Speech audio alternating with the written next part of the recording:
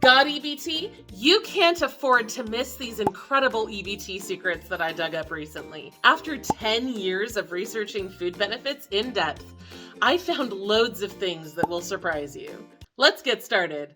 First, if you receive SNAP benefits, then you are automatically eligible for a ton of other assistance programs. A lot of people, especially seniors, refuse to accept food stamps because they think they're only going to get the federal minimum, which is currently about $23 a month. And a lot of them are right about that, but they don't realize that getting approved for SNAP unlocks a ton of other benefits that you can receive. For example, if you get food benefits, you may also automatically qualify for free cell phone service through Lifeline, annual energy bill assistance through LIHEAP, and more. If you have children in your household, receiving SNAP benefits can also automatically qualify you for additional supplemental foods from WIC, free early education services from Head Start, and free school meals too. And these are just the government programs.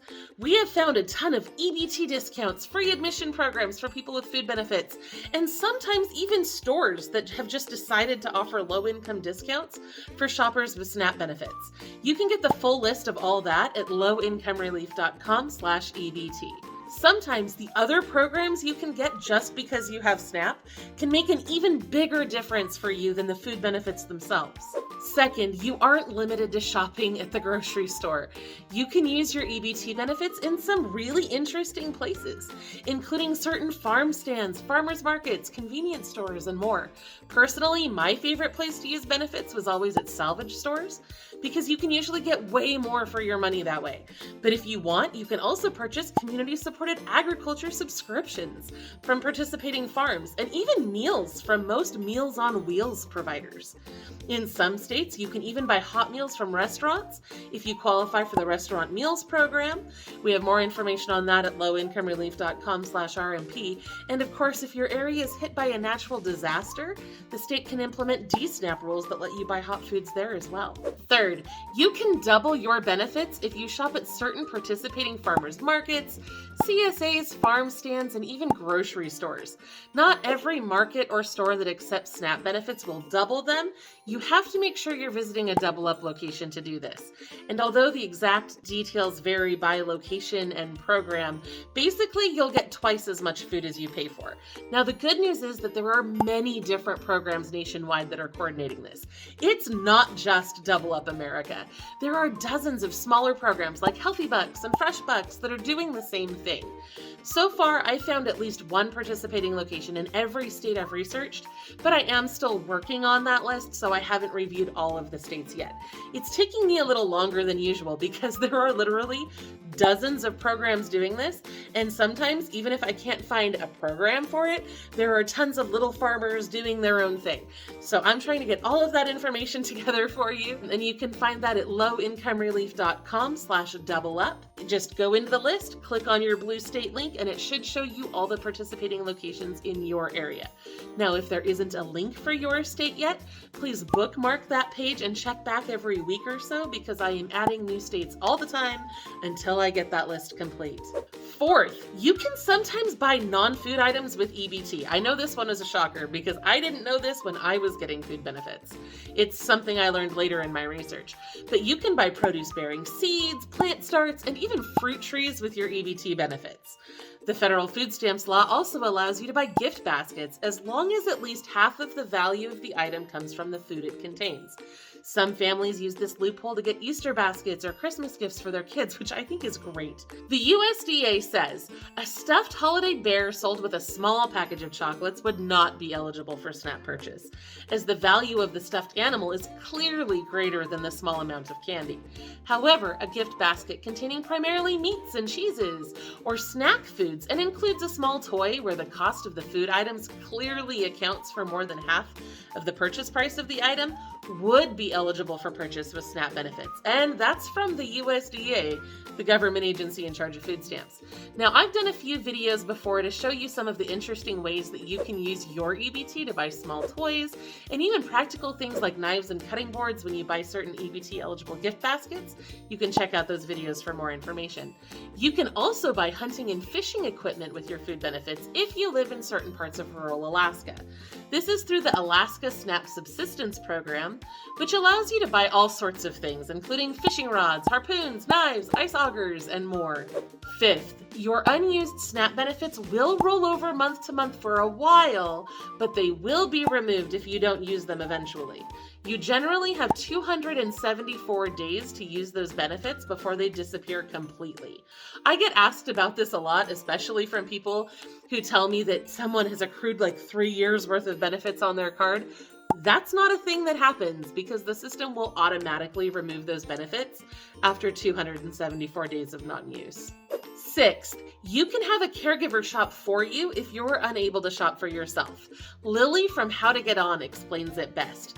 Quote, "It is common for people with chronic illnesses or disabilities to have a family member, caregiver, friend, or aide shop and cook for them. This will not affect your food stamps. If you have not already done so, you can contact your caseworker and tell them the name of the person who is shopping for you. They can add this person as an authorized shopper for you, so this person will have official permission to use your food stamps card." End quote. Seventh, you might be calculating your household wrong. In many cases, your SNAP household is not the same as your actual household. Typically, a household is defined as people who live together. But for SNAP purposes, a household is a group of people who live together and share food together. You have to do both parts. If you don't do both of those things, you should not be considered part of the same household, and that's important because you have to count the income of all of your household members in your application, and more income means less benefits. So if you're counting people who shouldn't be in your household, it means you're probably getting less food benefits than you deserve. I know this is complicated, but we're just going to go over a couple of rules really quickly. Roommates who live with you but do not share food with you usually should not be considered part of your household. A lot of people get this wrong and miss out on food benefits because of it. Also, just because you have a caregiver who shops for you does not make that person part of your household. If they don't live with you, they shouldn't count against you, even if they prepare your meals and maybe even share certain meals with you while they are working at your home. In fact, some states will allow you to deduct the cost of your caregiver's meals from your countable income for the SNAP program, but we talked about that in last week's video, so I'm not going to repeat that here. According to the USDA, married senior couples can apply for food stamps separately from the rest of their household as long as everyone who lives together meets low-income guidelines. The way the USDA puts it is this, quote, "If a person is 60 years of age or older and unable to purchase and prepare meals separately because of a permanent disability, the person and the person's spouse may be a separate SNAP household if the other people they live with do not have very much income, no more than 165% of the federal poverty level." End quote. Spouses who live together generally have to be counted as the same household even if they don't share food together. If you are separated and not living together, you can usually apply separately because you have different addresses. But if you are in the process of separating and live at the same address, you still might be able to apply separately in certain circumstances. To do this, you have to prove that you have separate living, cooking, and sanitation facilities. For example, Washington State DSHS gives the example of a husband and wife who are separated but living on the same property. The state says, husband and wife are separated. The wife lives in the house, but the husband lives in a trailer on the property. They both claim to buy and cook their food separately from each other. The trailer does have separate heating, cooking, and sanitation facilities that the husband uses. The husband and wife can be separate AUs. That's assistance units, by the way. However, the state is quick to note that if the husband comes into the house to use certain kitchen appliances, they would no longer be considered separate households because they are then sharing cooking facilities. Children under age 22 who live with one or more of their parents have to be included in that parent's household, even if they don't share food together. I learned this the hard way when we moved in with my in-laws after we first got married. We lost our benefits immediately because his parents made too much money, even though we were supposed to be providing for ourselves. It was really rough for all of us. Now, if you're a senior or a person with a disability, you also need to know about the medical expense deduction. This little loophole in the food stamps law can help you get a lot more benefits. But we talked about it extensively in last week's video, so click over and watch it. I'll see you there.